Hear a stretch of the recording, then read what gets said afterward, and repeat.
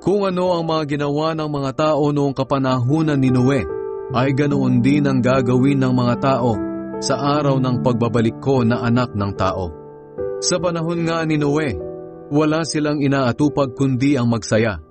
Nagkakainan sila, nagiinuman at nag-aasawa.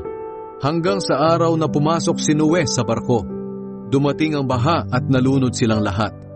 Ganoon din noong kapanahunan ni Lot.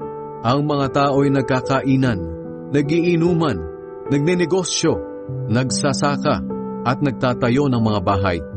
Hanggang sa araw na umalis si Lot sa Sodom.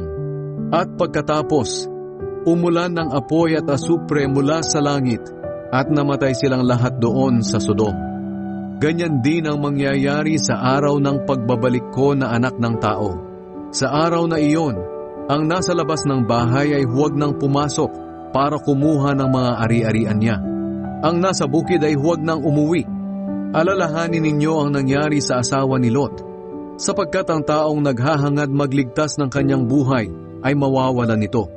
Ngunit ang taong nagnanais mag-alay ng kanyang buhay alang-alang sa akin ay magkakaroon ng buhay na walang hanggan.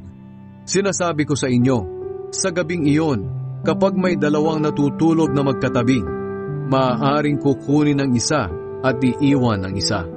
Sa dalawang babaeng magkasamang naggigiling, kukunin ang isa at iiwan ang isa.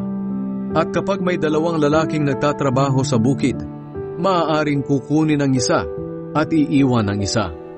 Tinanong siya ng mga tagasunod niya, "Saan po ito mangyayari, Panginoon?" Sumagot siya sa pamamagitan ng kasabihan, "Kung saan may bangkay, doon nag-uumpukan ang mga buwitre."